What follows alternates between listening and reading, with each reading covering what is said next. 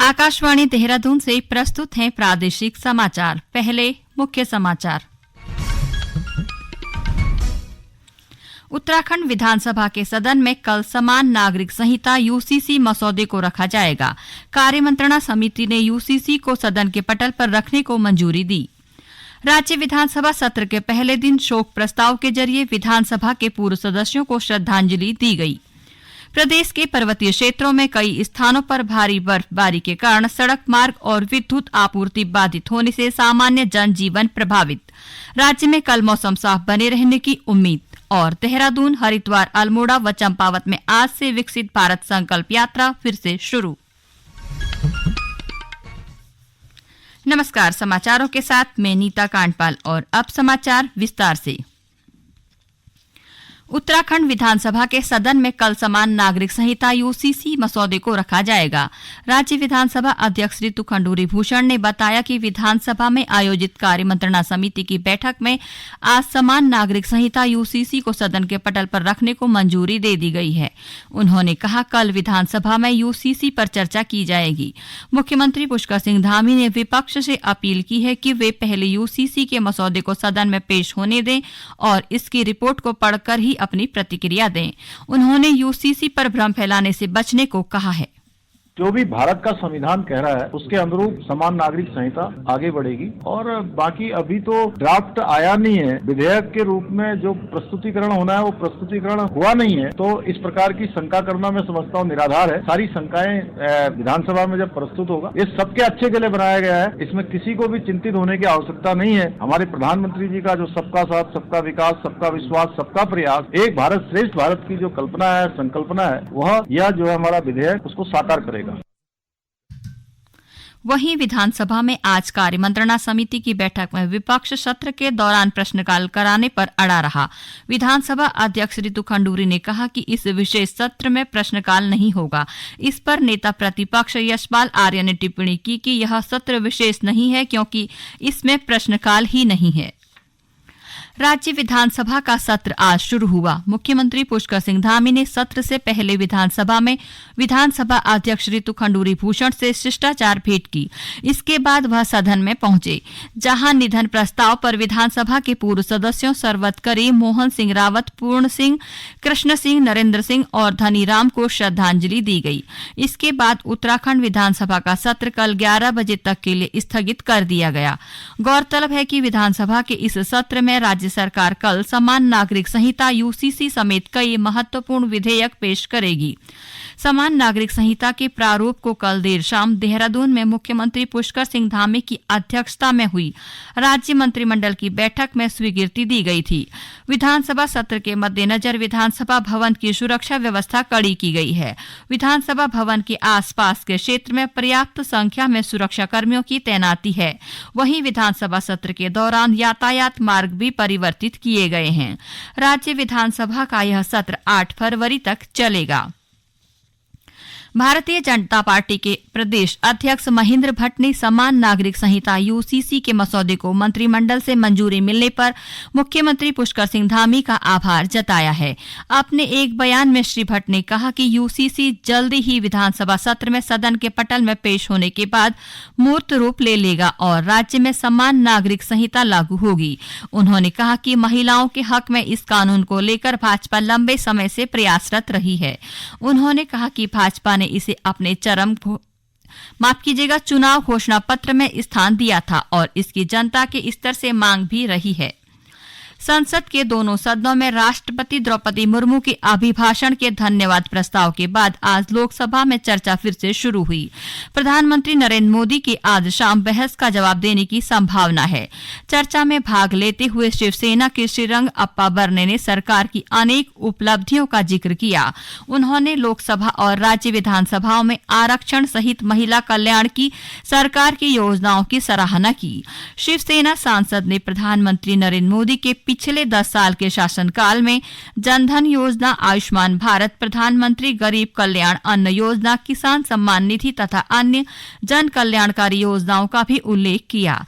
Janata Dal United के आलोक कुमार सुमन ने G20 शिखर सम्मेलन सफलतापूर्वक आयोजित करने के लिए सरकार की सराहना की। दूसरी ओर कांग्रेस सांसद बेनी बिहानन ने आरोप लगाया कि धर्म को राजनीति के साथ जोड़ा जा रहा है। तृणमूल कांग्रेस के शताब्दी राय ने 25 करोड़ लोगों को पिछले 9 साल में गरीबी से बाहर निकालने के सरकार के दावों पर सवाल उठाया। उन्होंने आरोप लगाया कि सरकार पिछले 10 वर्ष में 16 अखिल भारतीय आयुर्विज्ञान संस्थान एम्स स्थापित करने का दावा करती है, लेकिन इनमें से कोई भी एम्स पूरी तरह से काम नहीं कर रहा है। ये समाचार आकाशवाणी के देहरादून केंद्र से प्रसारित किए जा रहे हैं। प्रदेश के पर्वतीय क्षेत्रों में कल हुई भारी बर्फबारी से राष्ट्रीय राजमार्गों सहित कई सड़क मार्ग यातायात के लिए बाधित हैं। कई स्थानों पर बर्फबारी के कारण विद्युत आपूर्ति भी बाधित होने की खबर है। इससे इन क्षेत्रों में सामान्य जनजीवन प्रभावित हुआ है। उत्तरकाशी, चमोली, रुद्रप्रयाग और टिहरी जिले के ऊंचाई वाले हिस्सों में सड़क मार्ग यातायात के लिए अवरुद्ध है, जिन्हें खोलने के प्रयास किए जा रहे हैं। देहरादून के चकराता शहर से लगभग 12 किलोमीटर दूर त्यूनी मोटर मार्ग पर भारी बर्फबारी के कारण फंसे लगभग 25 लोगों और 7 वाहनों को राज्य आपदा मोचन बल ने आज सुरक्षित रेस्क्यू किया। इधर पिछले 2 दिनों से हुई बारिश को खेती के लिए लाभदायक बताया जा रहा है। बारिश होने से किसानों की गेहूं, सरसों सहित विभिन्न दलहनी फसलों को फायदा पहुंचा है। चंपावत जिले के कृषि विज्ञान केंद्र लोहाघाट की प्रभारी वैज्ञानिक डॉक्टर दीपाली तिवारी पांडे ने बताया कि बारिश होने से विभिन्न फसलों को एक नया जीवन मिल गया है। इस बीच मौसम विभाग ने आज हरिद्वार को छोड़कर राज्य के सभी जिलों में कहीं-कहीं बारिश व कुछ स्थानों पर ओलावृष्टि की संभावना जताई है। मौसम विभाग ने अनुमान जताया है कि आने वाले दिनों में राज्य का मौसम सामान्य बना रहेगा। गढ़वाल मंडल के देहरादून व हरिद्वार और कुमाऊं मंडल के अल्मोड़ा व चंपावत में आज से विकसित भारत संकल्प यात्रा फिर से शुरू हो गई है। इन 4 जिलों में विकसित भारत सूचना, शिक्षा व संचार IEC के 4 वाहन विभिन्न शहरी व ग्रामीण क्षेत्रों में जाकर सरकारी योजनाओं की जानकारी आम लोगों तक पहुंचाएंगे। यह यात्रा इन जिलों में आगामी 25 फरवरी तक जारी रहेगी। वहीं विकसित भारत संकल्प यात्रा के तहत आज देहरादून के आमवाला, तरला, देहरा खास और हरिद्वार के बैरागी कैंप में कार्यक्रम आयोजित किए गए। इसमें बड़ी संख्या में आम जनता ने हिस्सा लिया और सरकारी योजनाओं के संबंध में विस्तार से जानकारी प्राप्त की। गौरतलब है कि 15 नवंबर से 26 जनवरी तक चली देशव्यापी विकसित भारत संकल्प यात्रा के प्रति उत्तराखंड की जनता में खासा उत्साह देखने को मिला और इस दौरान 20 लाख से ज्यादा लोगों ने यात्रा में आयोजित विभिन्न कार्यक्रमों में अपनी उपस्थिति दर्ज कराई। वर्तमान वित्त वर्ष के पहले 9 महीनों में 9,338 करोड़ यूनाइटेड पेमेंट इंटरफेस यानी UPI के माध्यम से 1,43,47,779 रुपए का लेन देन किया गया। वित्त राज्य मंत्री भागवत कराड़ ने आज लोकसभा में एक लिखित उत्तर में यह जानकारी दी।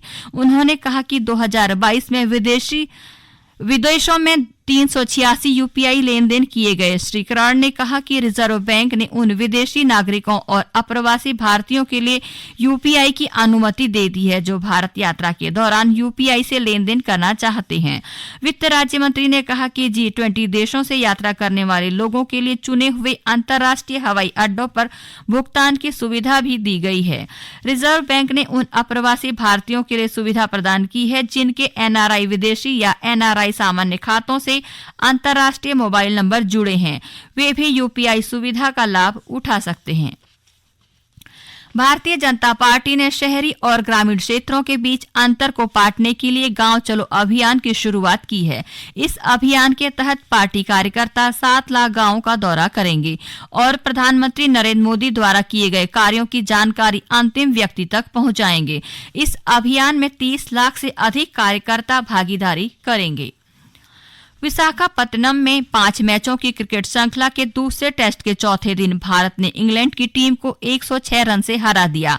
भारत के स्पिन गेंदबाज रविचंद्रन अश्विन और जसप्रीत बुमराह ने 3-3 विकेट लिए। इससे पहले भारत ने इंग्लैंड के सामने 399 रनों का लक्ष्य रखा। कल भारत अपनी दूसरी पारी में 255 रन पर ऑल आउट हो गया। इसके साथ 5 टेस्ट मैचों की श्रृंखला 1-1 की बराबरी पर आ गई। आकाशवाणी का समाचार सेवा प्रभाग अपने साप्ताहिक लाइव फोन इन कार्यक्रम पब्लिक स्पीक में आज रात 9:30 बजे सर्विकल कैंसर के बारे में जागरूकता और टीकाकरण विषय पर एक परिचर्चा प्रसारित करेगा। इस परिचर्चा में नीति आयोग के सदस्य डॉक्टर वी.के. पॉल और नई दिल्ली के डॉक्टर राम मनोहर लोहिया अस्पताल की प्रोफेसर और स्त्री रोग विशेषज्ञ डॉक्टर जया चावला भाग लेंगी। यह कार्यक्रम आकाशवाणी गोल्ड चैनल और अतिरिक्त मीटरों पर भी सुना जा सकता है। अंत में मुख्य समाचार एक बार फिर। उत्तराखंड विधानसभा के सदन में कल समान नागरिक संहिता यूसीसी मसौदे को रखा जाएगा। कार्य मंत्रणा समिति ने यूसीसी को सदन पटल पर रखने को मंजूरी दी। राज्य विधानसभा सत्र के पहले दिन शोक प्रस्ताव के जरिए विधानसभा के पूर्व सदस्यों को श्रद्धांजलि दी गई। प्रदेश के पर्वतीय क्षेत्रों में कई स्थानों पर भारी बर्फबारी के कारण सड़क मार्ग और विद्युत आपूर्ति बाधित होने से सामान्य जनजीवन प्रभावित। राज्य में कल मौसम साफ बने रहने की उम्मीद। और देहरादून, हरिद्वार, अल्मोड़ा व चंपावत में आज से विकसित भारत संकल्प यात्रा फिर से शुरू। इसके साथ ही प्रादेशिक समाचार का ये बुलेटिन समाप्त हुआ। नमस्कार।